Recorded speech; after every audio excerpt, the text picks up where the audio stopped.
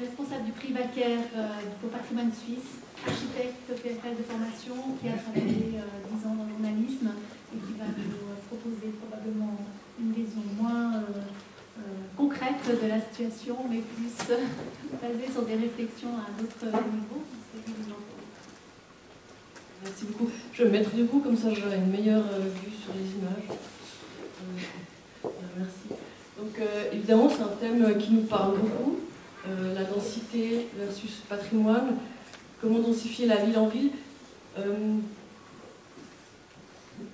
Nous, à Patrimoine Suisse, on défend la densification. On pourrait peut-être penser qu'elle présente plus de risques pour le patrimoine que d'avantages, mais non, le patrimoine, la densification est essentielle pour freiner l'étalement urbain. Aujourd'hui, on a 1 mètre carré de sol qui disparaît chaque seconde au profit du mutage du territoire. Donc la densification est une des mesures que nous prenons pour un aménagement du territoire durable. Le sujet que je vous présente ce soir, je vais vous présenter des exemples et des principes aussi s'inscrits dans une prise de position que nous sommes en train de faire après Patrimoine Suisse et qui va sortir en janvier. Donc, nous sommes aussi d'avis que densifier peut rehausser les qualités d'un site. On le verra à travers les exemples, on l'a vu aussi à travers les exemples de Philippe Bonnaut. Et puis densifier demande évidemment des solutions sur mesure. Donc, toute la difficulté en fait de cet exercice.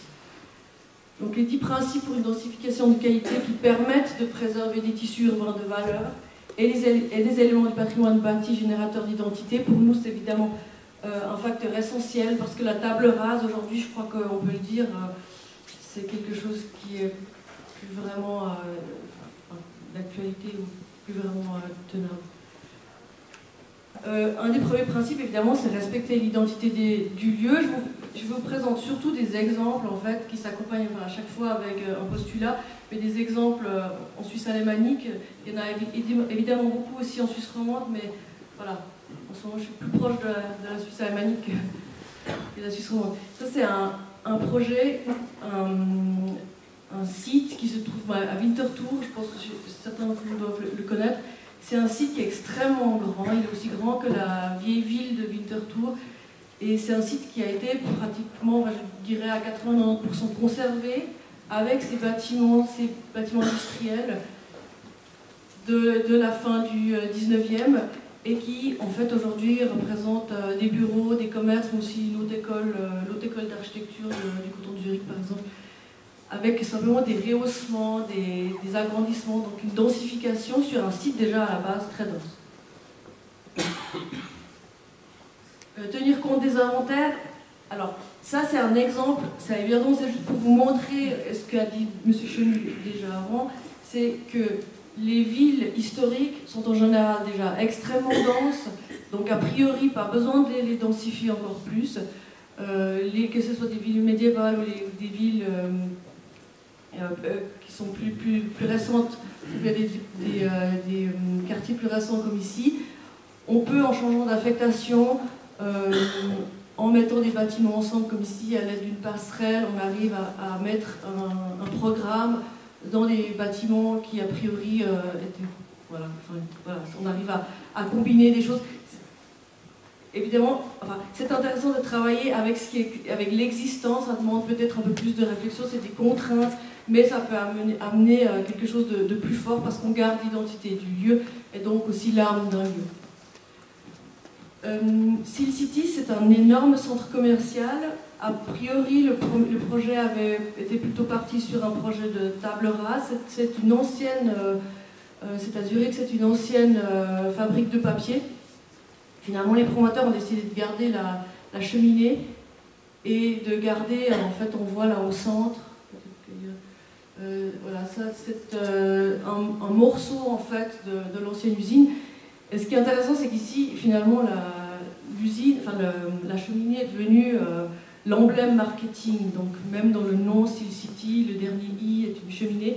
Donc, on voit que le patrimoine peut aussi servir de marketing, tout simplement. Donc, ici, on a juste gardé 2 éléments et le reste est... Mais ça permet de laisser des traces et les traces donnent une lecture au lieu, donnent une lecture au site. Et, ici, c'est un exemple de villa, d'habitation dans un quartier de Zurich assez dense. C'est une minuscule parcelle qui a été en fait qui a été complétée par un bâtiment avec un langage extrêmement contemporain mais qui s'insère parfaitement dans ce tissu historique. En plus, bon là on ne le voit pas vraiment, mais ce bâtiment c'est juste une tête qui vient en fait, les appartements continuent, sont juxtaposés avec cet immeuble là derrière qui a été laissé. Donc les gens traversent d'ici à un bâtiment plus ancien, et c'est assez intéressant parce que voilà, on est toujours en transition entre le neuf et le plus ancien. C'est aussi pour dire qu'on essaie de dire, que ce soit aux collectivités publiques et aux promoteurs, utiliser les outils qui sont à la disposition, c'est-à-dire les concours, les études tests, etc., pour favoriser une architecture de qualité. Voilà, on va dire densité. Préserver et créer des espaces libres, M. Chenu en a déjà parlé, donc c'est très important. Ça augmente l'acceptation, l'acceptation de la densification qui est pas du tout évidente. Enfin, dans le grand public n'a pas forcément de grande accointance avec ce processus. Les espaces publics peuvent donner des qualités supplémentaires pour enlever un peu la pression sur les quartiers. Par exemple, ici à Zurich-West, c'est une ancienne fonderie qui a été réhabilitée. On y a rajouté 3 étages de logement au-dessus, donc c'est un projet assez audacieux. Ici, c'est essentiellement des commerces, des commerces en fait. Et là-haut, on a du logement. Dans ce quartier très dense, on a une place. Voilà. Ça, c'est un contre-exemple. Quand j'ai recherché la densité optimale, c'est qu'effectivement, dans une ville comme la ville de Genève, on a déjà une densité pratiquement de 2, ce qui est énorme par rapport aux zones villas qui sont de 0,2, à l'autre extrême. Donc, densifier dans les centres-villes, à notre avis, c'est pas là où l'enjeu se trouve. Surélever les bâtiments à Genève, c'est très délicat. Souvent, on perd plus au niveau de la qualité que ça n'apporte de gains, vraiment au niveau de la densification. Ici, c'est un contre-exemple réussi. C'est un immeuble qui était relativement bas par rapport aux autres, et en fait, on vient le compléter avec un toit mansardé, un étage de plus et un toit mansardé, et ça permet de finir en fait quelque chose qui était incomplet. Respecter l'échelle temporale, c'est un autre principe qui paraît important.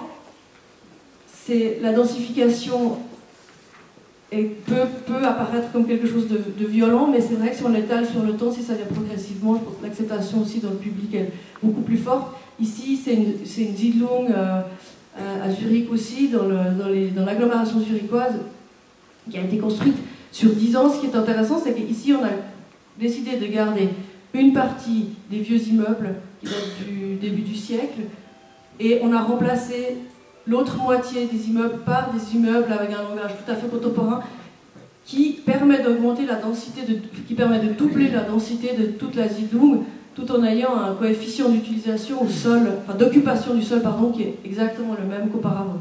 Ça permet aussi de garder les arbres et toutes les qualités spatiales en fait que cette Siedlung offrait avant. Et donc le projet s'inscrit simplement en respectant tout ce qui existe déjà. C'est les architectes Burkhard Tarasoumi à Zurich. Bon, assurer une affectation judicieuse, je montre cet exemple, c'est pas vraiment un exemple de densification, combien même, je crois que quand même, hein, oui. Voilà, humaine, exactement, c'est ce que je voulais dire, j'en voulais en venir là. On a en fait densifié ici au niveau des activités, ce qui permet, en réaffectant cette ancienne usine de Bareiril, on a réussi à amener une valeur ajoutée avec une école qui draine pas mal d'étudiants.